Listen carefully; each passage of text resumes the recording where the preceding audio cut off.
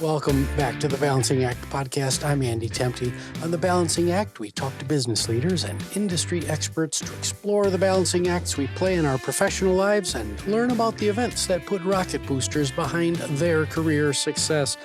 Today, we have Lionel Lodge joining us. Lionel is the co-founder and chief executive officer of SyncLodge, an award-winning music intellectual property management platform. And he's also on the board of the International Association for Artists and Rightsholders, or IAFAR. There's always an acronym for an industry organization. Now, most importantly, today we're going to be talking about demystifying the business side of the music industry. Welcome to the show, Lionel. Thank you. Thank you very much for having me. It's a pleasure to be here. Yeah, I'm really excited to talk to you today. Before we get started, I ask all my guests this question. Please give us the elevator pitch version of your story. Okay, so I've been in the entertainment, mostly music industry all my life. My father was in it, so it was a natural progression. I started as a player, songwriter, played many instruments, and along the way, every now and then I would see something in the industry that I didn't think was quite right. And I'd look for other people that had already figured out, smarter people than me. And when I didn't find that, I'd start a company. And I've had quite a few over the years and in different sectors of the industry. And two in the UK in the 90s, I actually sold to the people that really didn't like us being there. They were the incumbents, and we were treading all over their profit lines. And yeah, and then in the I am a songwriter. I've released over, I think it's 12 or 13 albums. And in the mid 2000s, happily living off my music. I've written hundreds of songs, co-written many, many more, and then saw on the horizon the end of physical sales. And so then I looked at sync licensing and started doing very well with that. And then next thing I knew, I had a boutique sync licensing agency. And through that, became friends with a lot of people on the visual production side and learned how they worked. And I thought, okay, that's not right. We're not in the 1980s anymore. And then we started and built SyncLodge.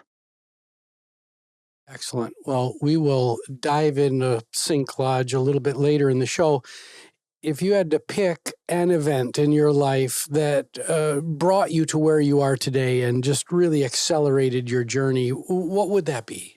This is a funny question because I can't think of many, but I think the initial spark, I was 11 years old and I wanted to have my own money, and I didn't want to work for somebody else.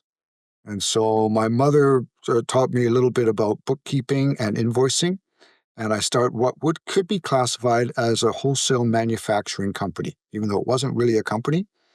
And what I did is I made pot hangers out of ropes and twines and with little beads on them.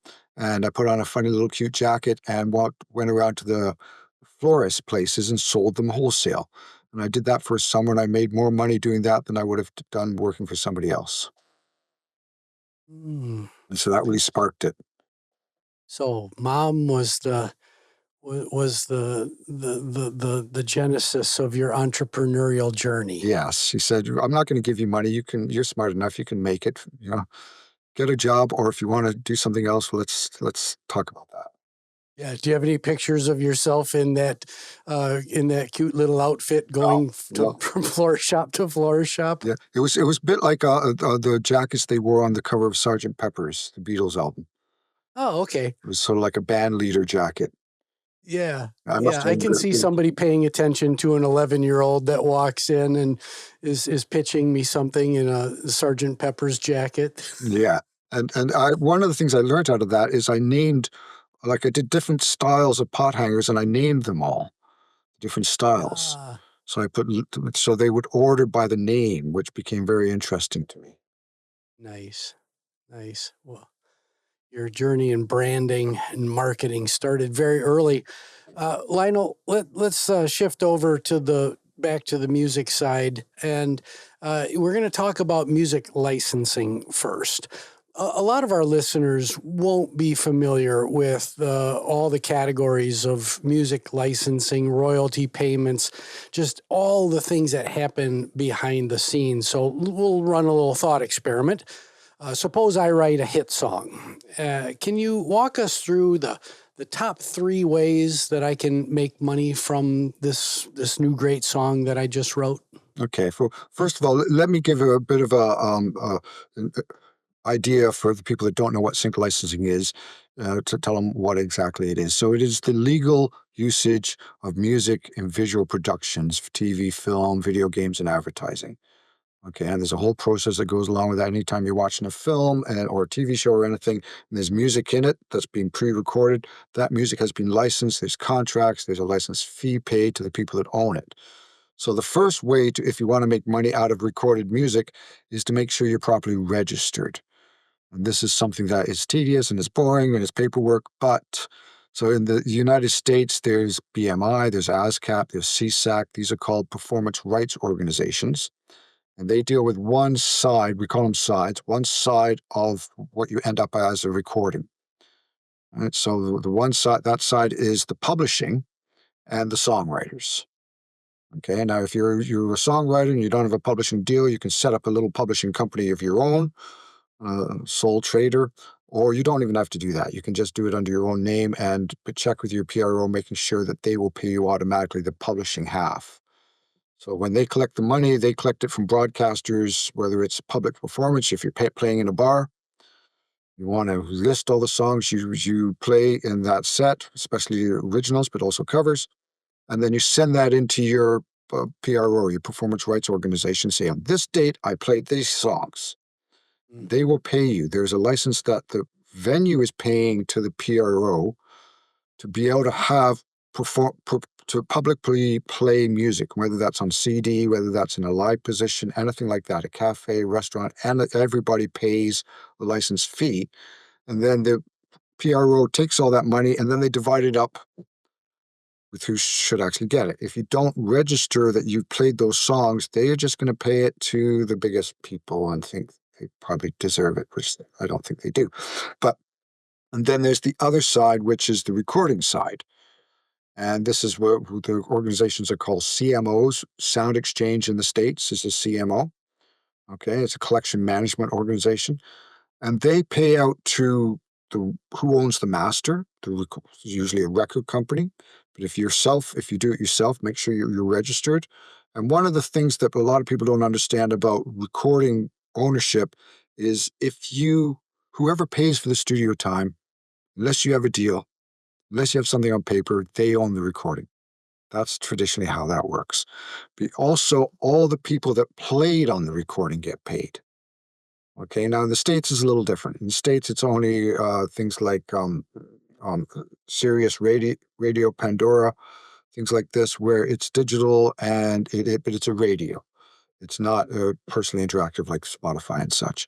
Rest of the world, except for North Korea and a country in Africa, I forget which country it is, they all collect what's called neighboring rights. And we'll get into that a little later with IAFAR.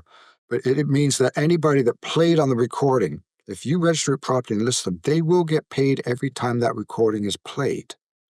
So if you have a hit song, that can give you money for decades. Mm. Well, now the other thing also, if you have a hit song and it's big, then okay, streaming platforms will pay, right? You can make money out of them. But the third thing, what we've already talked about, is sync licensing, and this is a bit of the holy grail. That like I said before, you get a license fee up front, but then there's also what's called the back end, the broadcast royalties. And this can be 10 times, 20 times what the license fee is. If you get on a hit TV show or a film, anything like this, a video game, an advertisement, this can pay lots of money and can pay for a long time. Is there, so you've gone through the two sides again, and please remind us what these two sides are. Okay, so you have the song, so Yep. that's the publishing and the songwriters, and you have the recording. So that's who owns usually a record company and the people that played on it. Yeah, and is there anybody else sitting out in the woodwork that once my music gets out there, who else makes money from my music? It depends on the deals you sign. right? It depends. If you sign a publishing company or a publishing contract, then they make the money. If you're not signed to anybody, then you should be the ones that are taking all the money. Now, ASCAP, BMI, CSAC, they do make money out of you as well. They take they take a fee out for processing, and it's something you can't really do yourself. ASCAP is a non-profit. They are mandated that they can only take administrative costs. Right? BMI, CSAC, and a few others, they are private. So, and one of the things I always advise, and don't be lazy with this, anybody, is really investigate. Listen, read the terms and conditions. Really read them and compare them. Right? So I've advised people is to go to those terms and conditions, copy and paste the whole thing into a Word document, go to the next one, copy and paste it. And then we have something that's called AI, where you can ask AI to compare it. Mm. Right? And it'll give you a summary and compare what the different terms are, but read it, really understand it. Yeah. So what I'm hearing is that musicians who want a career out of music need your mom at age 11 to put you in a Sergeant Pepper's jacket and get you out learning about business, entrepreneurship, so that you can be economically successful in the world of music, because it sounds like there are a lot of players out there. It's very confusing. It's a mystery to most people. So And even the knowing how to people in the ask good industry. questions, knowing how to read contracts, knowing how to develop relationships with people who know more than you do about a particular side of the industry. Is that the key? Yeah, well, and also understanding the mechanics of the industry. So I did a business course, or it was a workshop for university in Denmark last year, and I listed all the management roles in the industry. And I gave an overview of what each is and what type of people should do them and the average salary. And it's a huge list. So you really want to understand, if you're talking to a publishing company, what does a publishing company do before you sit down with them, before you even think about talking to them? What does a record company do? And I advise, it's not like some people, they're in the situation going, I would love to get a publishing deal. Wouldn't that be great? So they get offered a publishing deal and they sign it. The question is, what are you going to do for me? Right? What service are you offering me to make my life better? And let's get that very clear. Let's Right. get that on paper. This is what I need to expect from you. And if you fall short from that, then I have a reason to come and say, hey, this is not working out. Right? Um, but it's also, if you have an agent, if you have a live music agent, if you have a sync agent, if you have a tour manager, and there's so many, like I said, it was a long list of professional careers in the music industry. But understand what they do before you actually talk to them. But nowadays, people are so fortunate with the technology that we have that you can actually manage your own career. Yeah. Okay? It's a lot of work, right? And there are some people that can maybe take over parts of it. When we talk about neighboring rights, there are people that will collect and will overview and make sure all your neighboring, everything's properly registered and your money is passed on, but they'll take a percentage. Yeah. Understandable. Yeah. Well, Lionel, before we cut to our commercial break, I want to talk about the company that you've built here called SyncLodge. What's the primary industry challenge that you solved by building the SyncLodge platform? Well, one of them is, we looked at the industry. There's two sides, obviously. There's the music side, the people that own it, create it, and have the rights to it. And there's the visual production side. And in the visual production side, you have somebody called the music supervisor. And they're basically in between the music and the film company or the TV company. And they get told, we're looking for this type of music for this scene, and they go out and find it, and they do what's called pre-clearance to make sure they can license it, and they go through this whole process. And a lot of them work, music supervisors and the visual production companies, before SyncLodge, were working with many siloed pieces of technology, spreadsheets and email ping pongs, and all kinds of places to search and all this. And having some music supervisors that use our system, they're doing anywhere from 10 to 30 projects at a time. Mm. Right. So how do you keep overview on that? And there's also a big problem of, if I want to license, I really like this song, the producer really likes it, this recording, let's put it into this scene. Who owns it?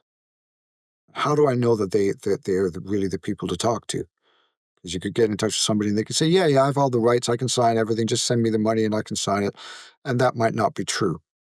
Right. So with our system, they can search the world's publicly available music. Right? If it's publicly available, our system will find it. They put in search criteria, they find it, and they go, okay, like this. They click a button, it tells them who all the copyright owners are, the publishing and the recording side, historically and currently. And it also tells them if there's somebody locally who's an administrator that has the rights to do this. And we have something called the Synchronization Authority Mapping System, or SAM, if you like acronyms. And it actually checks. It goes through and verifies everything and gets in touch with the people that are original owners to make sure that this person that's saying that they have this administrative right, that they actually do. And so our music supervisors can see that. They go, okay, here's somebody local in my area, and I see it's being verified by these people that are original owners. Okay, that's okay. I can talk to that person. And so it gives we give them all the tools to manage every aspect of music and a visual production, even creative tools. Mm. And we also have something called the Searchable Composer Registry, or SCORE for short, another acronym. And so things like this, where they can actually search out and deal directly with composers. And our system, like I said, we access all the release music globally, and so we do not curate a library. Okay, we are not trying to sell stuff from our library. We do not curate a database because we access it in real time. We access other Right. databases, right? And we do not get in between. So when a music supervisor if they want to license something that you guys have recorded, then they deal with you directly. And so that makes it so you build your communicative network. You build your network in the industry, and what we found is the licensees, the music supervisors, they like dealing directly. They like to get to know, right? Build a relationship, right? Yeah. So I think that's a great thing. So we have people in different parts of the world dealing with people in other parts of the world, and over time they built a relationship, and we don't have to deal with that. Otherwise, it would take hundreds of us. Yeah. So, a lot of musicians they're not precision people, in quotes. They don't think of themselves as business people, but there's a lot going on behind the scenes that you need to know about to be successful. Thank you for walking us through that. We're going to take a really short commercial break, and we'll be right back with Lionel Lodge talking about the business of music. Hey everyone, I'd like to invite you to start your weekend with me on the Saturday Morning Muse podcast. I briefly explore topics that span leadership, business management, education, and personal continuous improvement. Subscribe to the Saturday Morning Muse podcast on your favorite podcast streaming app, or visit andrewtemte.com for more information. And we're back with Lionel Lodge talking about the business side of the music industry. Lionel, you're a mentor and a guide to so many in this industry. Let's run another thought experiment. Suppose that you've got a 25-year-old musician sitting right in front of you right now. They're technically accomplished. They've got a small but meaningful catalog of original music, and they want to spend their lives like you in the industry, writing and performing. What's your advice to this individual to help set them up for economic success? Okay, well, that is a great question, and I do deal with a lot of young artists. I mentor, and yeah. So the first thing is there's a business side. Make sure everything is registered and everything. But the main thing is long-term thinking, and for long-term survival, authenticity is what it's about. I don't advocate for anybody chasing after what's in the top 10 today. right? Producing for that, thinking you're going to get a hit. By the time you get it produced, by the time you get it out, it's probably a new flavor that's going on, right? And also, then you're a copycat. And but everybody, humans are naturally creative people, right? It's one of the greatest things about us. And so tap into that. Tap into that authenticity. What inspires you? When I give workshops at educational institutes, I say, okay, the big question is why. Why do you want to do this? What is it about this that you want to do? And if it's just to be famous, okay, be careful. Fame can be a really hard thing to deal with, and it can really mess people up. Right? If it's just for money, there's a lot easier ways to make money than in the music industry. Invent a new salty snack or something like that. You can make a lot of money. Uh, but if it is because you have something to communicate and the joy of playing and all of that, the joy of creation, then that's the best thing. Okay, so then you want to focus on what do I want to create? And I advocate for when you're creating music, when you're writing and producing and mixing, forget the rest of the world. Block the whole thing out. Right? Don't be listening to what other people are doing and how that's getting a lot and you want or attention or they're making money. Block all that out. Make it for you, what you really like, what you're going to love. And with my records, what I ask myself is, in 10 years' time, will I still love this? Mm-hmm. Right? Or is this just something I'm getting into now and it's kind of cool? Um, and I always give time in between recording, mixing, mastering, and saying it's finished. I always give myself a few weeks in between all of those things, and just to get some space from it and get fresh ears on it.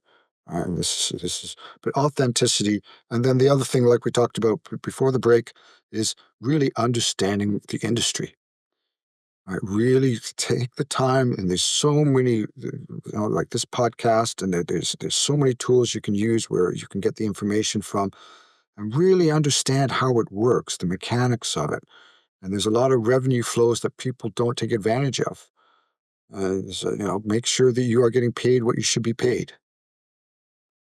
Yeah, when we were on that subject, we had we got to know each other in a pre-call before this, and you're talking about how you wrote music with other acts, and when those acts are on the road performing those songs in front of 2,000, 3,000 people, you're getting paid. I'm getting paid, and that's a Yeah. wonderful thing to do. Right? It's I really enjoy working with other people. I really enjoy writing. And sometimes I love just writing on my own, but I've written with quite a few other people, and it is a great thing. You have this creative session, and here's one of the rules of a co-writing session. Very first thing, determine what the splits of ownership on the song are going to be. Mm. Right? My thing is equal splits. Even if some person only suggests 3 words out of the whole song, equal splits, right? But just determine that at the beginning.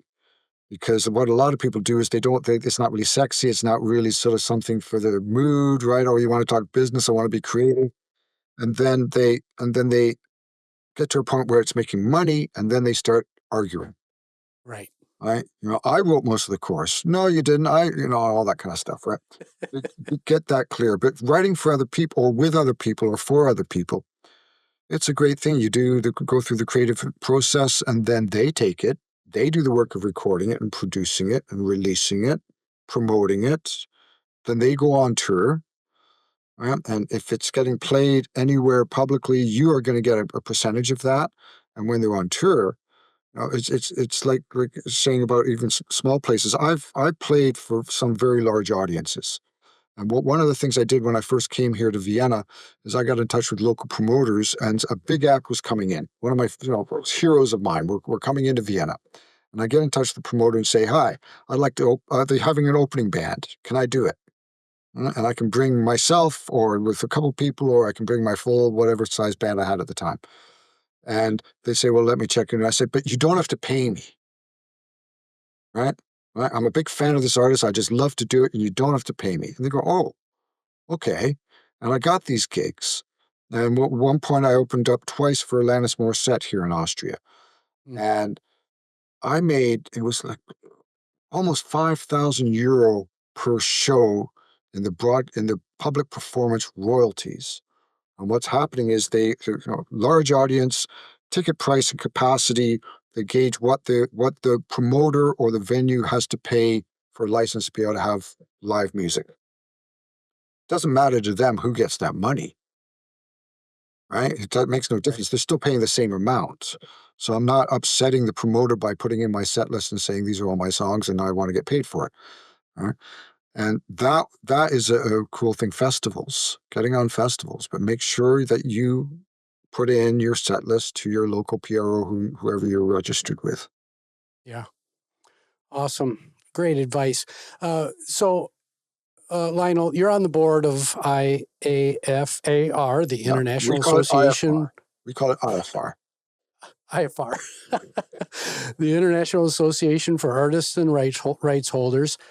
What is this organization? What's its primary mission, and why should an artist join?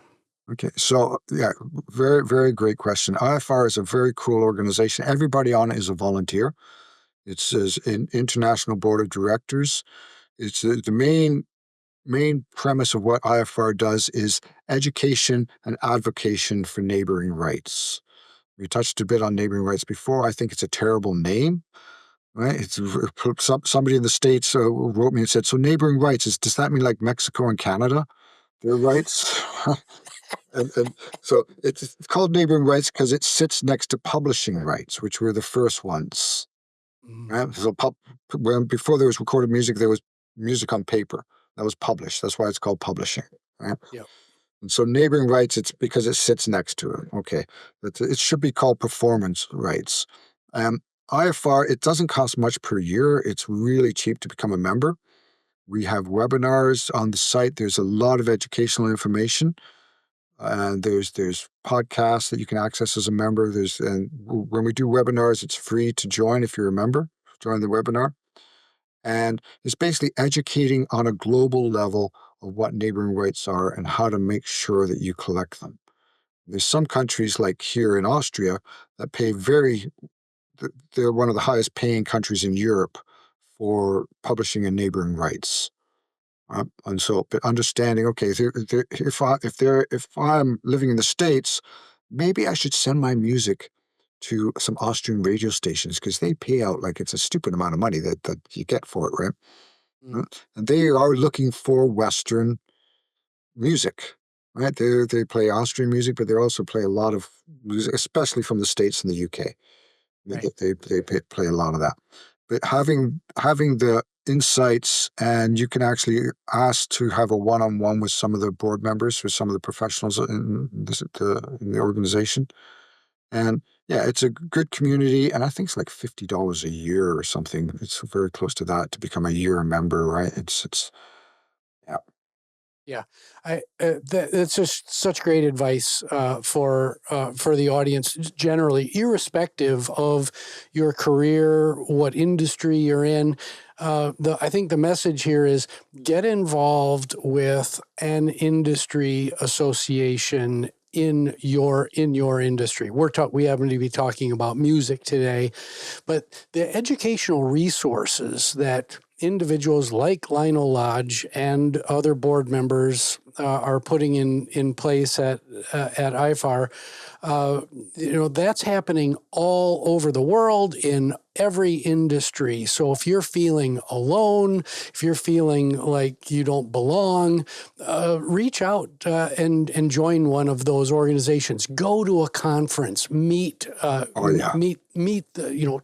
stick out your hand and say, "Hi, I'm Andy Temte. What's your name? What do you do?" Mhm. Start asking questions. Would you agree? Yeah, totally, totally. And one of the things is don't hide your ignorance.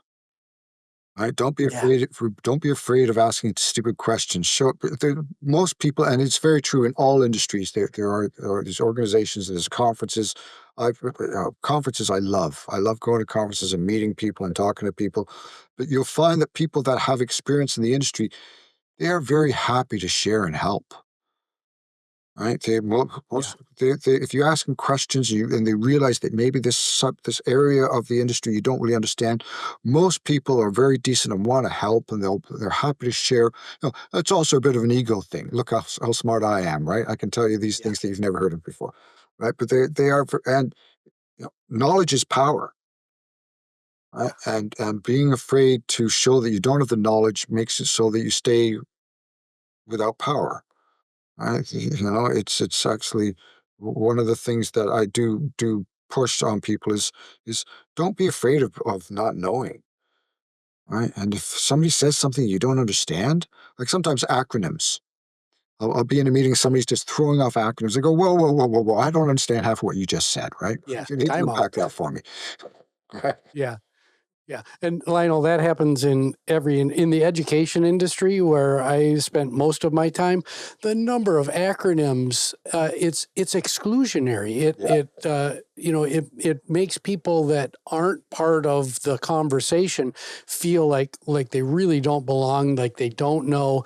And if you just take the time to spell it out for folks, Yeah. oh, that's what that means. Okay. Yeah. And it's like when I'm writing or anything in text, first time before you put the acronym, put the full phrase, and Yeah. then in brackets put the acronym, and then people understand what you're saying. And same with talking. Yeah.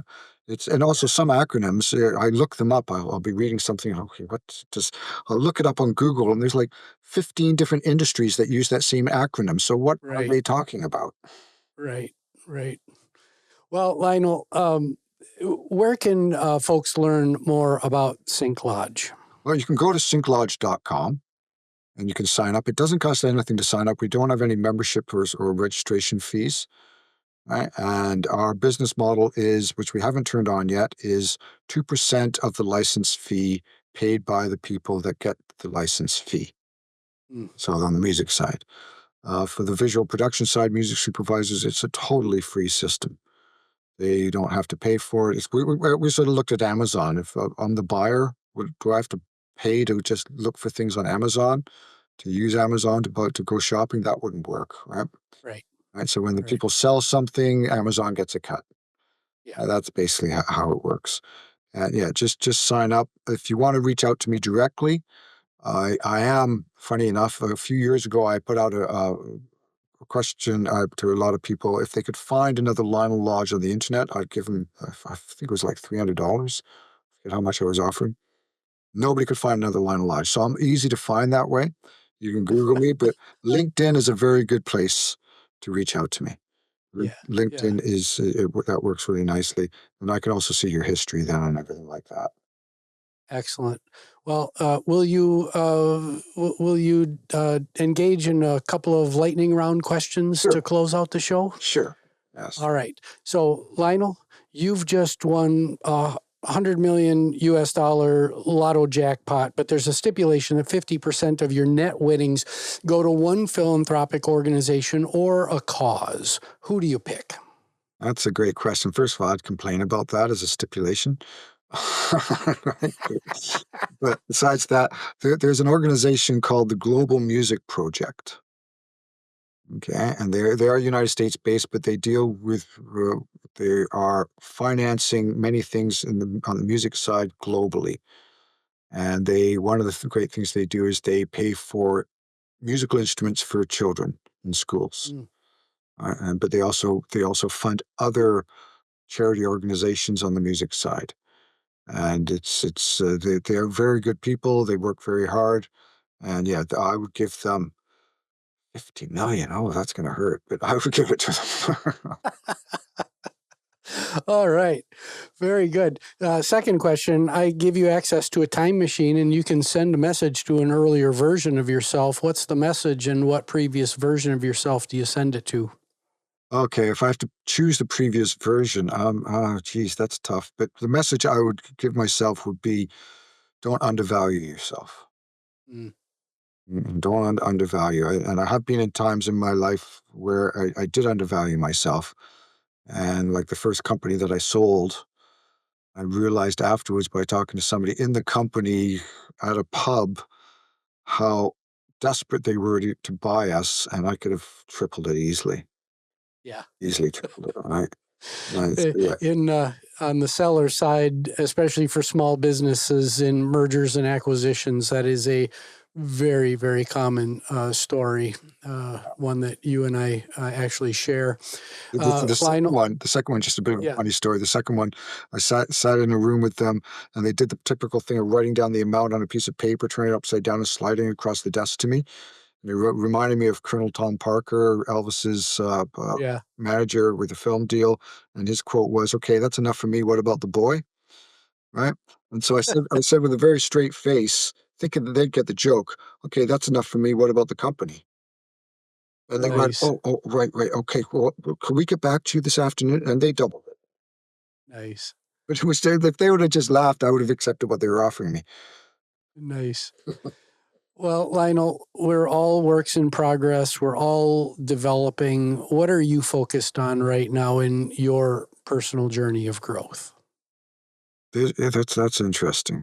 One thing is learning, continually learning, right? And the other thing is patience. Mm, I'm not a patient person. One thing I hate is waiting. I also hate to be told what to do, but that's a totally different story. But so patience, and I work on my patience. My wife has been very helpful with that. And but learning and having a curious mind is something that I find the more I learn, the more the old saying, the more I realize I don't know. And so the yeah. more hungry I get for more knowledge. Yeah. Yeah. Yeah, thank you for that. And if you're watching this on YouTube, you can see that both Lionel and I are not in the first versions of ourselves, but we are putting that politely. Yeah. And but we are both very curious, want to continue to learn. And for you as listeners, I hope you do take Lionel's message to heart that keep learning at any age, keep moving forward. As my mentor, Carl Swayzer, used to say, if you're not moving, you're standing still. And Yeah. if you're standing still, you're not going anywhere. So, Yeah. Or if you're standing still in the music industry, you're going backwards. yeah, Uh, yes. this is yeah, there's no such thing as standing still. But very, very good advice. And I would like to say, if somebody out there feels that having me as a mentor would be helpful to them, can reach out to me over LinkedIn. I do have a pay system on it, but most of the time, most of the artists have no money, so I just do it to help. But reach out. Well, as a musician, I'm very grateful and thankful for you and Very welcome. and everything that you're doing for the music community, and and all of the great advice that you gave our listeners today. So thank you for being here today. Very Lionel. welcome. That's very, very, very kind of you to say. Very nice. All right. Well, my name is Andy Temte. This is the Balancing Act podcast. You can find us on all the major streaming services as well as out on YouTube. Please like, subscribe, rate, and most importantly, share this episode with your friends, your colleagues, your neighbors, and maybe a family member or two. The show is produced by Nicholas Temte, and we'll see you next time on The Balancing Act.